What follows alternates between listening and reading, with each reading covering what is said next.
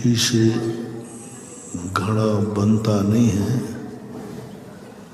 बनाया जाता है।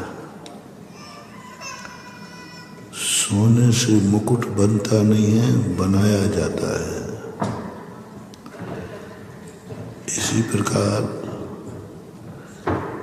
जन्म से व्यक्ति इंसान बनता नहीं है, बनाया जाता है। जन्म से भगवान बनता नहीं है, बनाया जाता है। जन्म से कोई मुनि बनता नहीं है, बनाया जाता है। जन्म से संस्कार आते नहीं हैं, संस्कार दिए जाते हैं।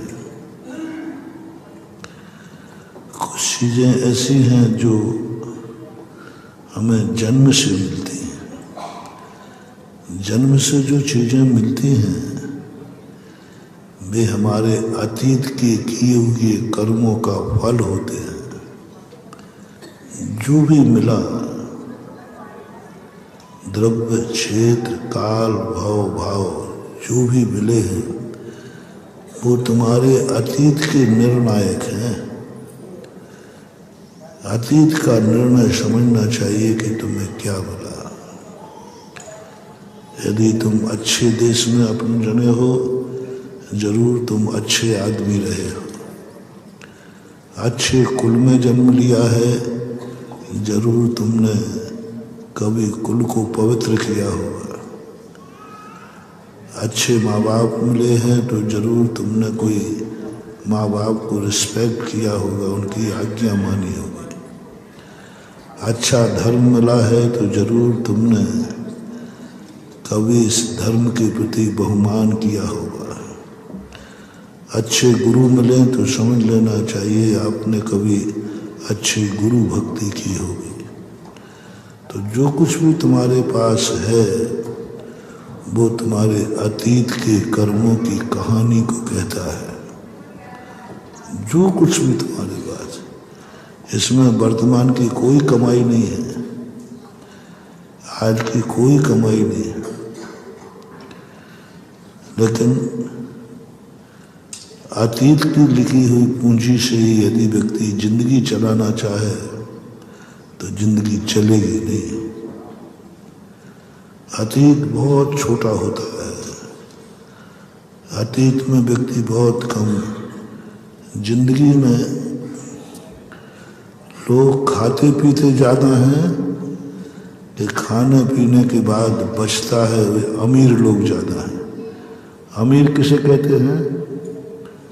जिनके सब खर्चा पानी कटने के बाद भी बचत होती है, उनको अमीर कहते हैं। दुनिया में खाते पीते लोग ज़्यादा हैं कि अमीर लोग ज़्यादा हैं? खाते पीते लोग ज़्यादा हैं। कमा लेते, इतना मकान बन गया, बेटा बिटिया की शादी कर ली, एक गाड़ी आ गई, ये सब खाने पीने में है। जो एक गृहस्थ का स्टैंडर्ड मेंटेन है, मकान होना चाहिए, गाड़ी होना चाहिए, बच्चों की पढ़ाई लिखाई, दवाई आदि की व्यवस्था, ये सब खाने पीने में आएगा। ऐसा कितने लोग हैं जिनको अब कोई भी खर्चा नहीं है, सब कुछ हो चुका। खूब बढ़िया मकान बन गए, हवेली बन गई, नगर में सबसे अच्छा मकान है, सबसे अच्छी गाड़ी है, सबसे शानदार शादी ब्याह की है।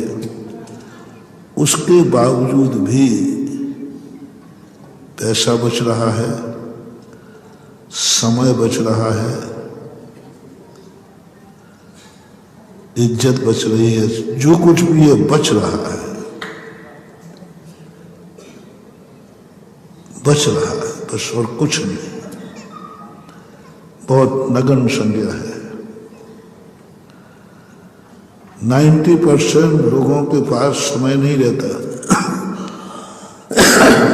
धन नहीं रहता, दौलत नहीं रहती। हमने अरब खरब पतियों को भी लोन देते देखा है, लेते।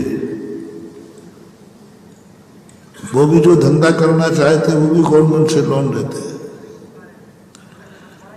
कितने सेठ हैं दुनिया में जो लोन देते हैं, अमीर की कोटि में वो आएंगे। जो लोन देते हैं, ऋण देते हैं, दुनिया को देते हैं, गवर्नमेंट को देते हैं। यूं करो, बड़े बड़े लोग जो लोन देते हैं, इनकी संख्या नगण्य। नगर में साहूकार कितने होते थे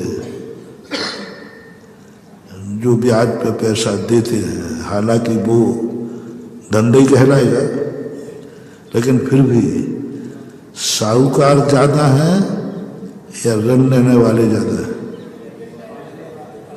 बस बहुत कम महानुभाव। अतीत बहुत छोटा है, अतीत में बहुत छोटी कमाई की है, खाने पीने के लायक कमाई की है। अतीत में हमारी तुम्हारी आत्मा में ज्यादा नहीं कमाई की, थोड़ी बहुत कमाई की है बस।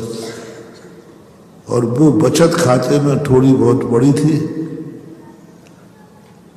थोड़ी बहुत बची थी, वो भी तुमने जैसे तैसे किसी अपने शौक में से, मौज में से काट के भाव आया। कई लोगों का भाव आता है, कुछ ना कुछ वो बचाते हैं। अपने खर्चे कम कर देंगे लेकिन बचाएंगे जरूर। वो बचत खाते में से तुम्हें जैन कुल मिला है, उस बचत खाते से तुम आज मेरे सामने बैठे हो। उस बचत में इतना अतीत कर्म में तुम्हारा इतना, जो कुछ भी कमाई सब खर्च होती रही। खर्च इतने हैं, 9 खाए 13 की भूख बनी रहती है। ऐसा बुंदेलखंडी है ना, 9 रुपया कमाया और महीने का पर्चा 13 रुपया का था। कमाई कितनी, खर्चा कितना। एक ग्रस्त की हालत है। हमने बड़े बड़े आदमियों को देख लिया जिनके लाख रुपया की आमदनी महीना की, उसका 1.25 लाख का खर्चा है। 1 करोड़ के जिनका पैकेज है, उनका 1.25 करोड़ का खर्चा है। बहुत बड़े बड़े आदमियों को हमने देखा, उनसे हम कहते भैया आपकी कमाई तो खूब है। तो बोले महाराज जी आप कमाई देख रहे हो, हमारे खर्चा भी तो देखो। बड़े आदमियों की अपन को क्या दिखती है, कमाई, लेकिन उनकी खर्चा देखो।